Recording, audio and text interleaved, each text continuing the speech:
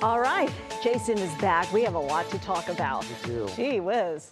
I know, recent earthquake reported over in North Madison. We don't have any sort of indication of the depth of the earthquake, but a 4.0 earthquake over in You're going to feel Madison. that. You're going to feel it, certainly, and it's just that one dot across the eastern half of the country right now. So we're watching that. Obviously, if you have felt it out there, just let us know what you felt.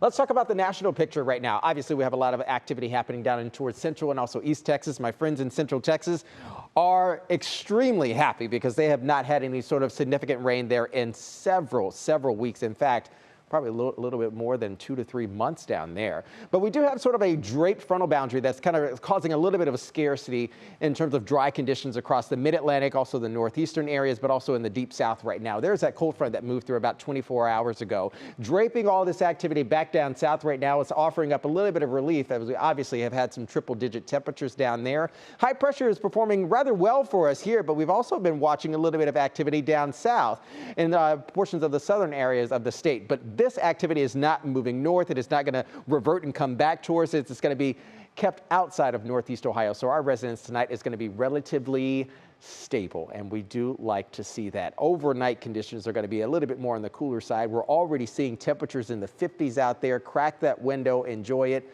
while we have it. Mid-50s from Cuyahoga County over towards Lake Geauga County, Elyria at 56 degrees, nearly 60 degrees down in Mansfield, Worcester, our friends over in Akron, Canton as well. Summit County, you're looking pretty good for you tonight. 63 degrees recorded at Cleveland Hopkins right now. Dew Point temperature is fairly dry. We love to see that as well. We're going to stick with that light wind out of the north. We had a breezy north wind, roughly 5 to 10 miles per hour with some gusts up to 15 today.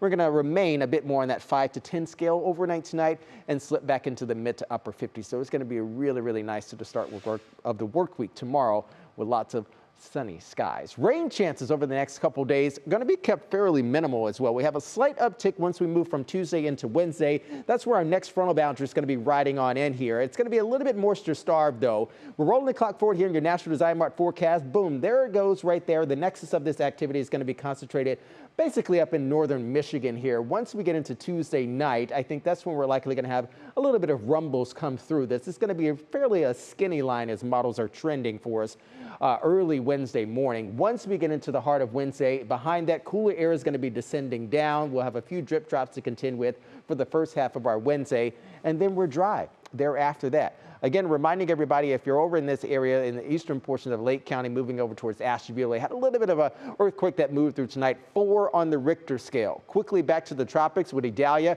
poised to become a Category 2 hurricane nearing landfall. That is the model forecast. We're going to watch this puppy over the next 24 hours, but storm surge is going to be likely for several areas in the western portion of the peninsula. So we'll be watching that. At least 5 inches of water is going to be affected there. 5 feet of storm surge, I should say, minimal in the areas around the Tampa Bay region. As we go to break now, here's that Union Home Mortgage 7A outlook. Again, a little bit of activity early on Wednesday, late Tuesday night, but mainly dry and a really nice 7-day.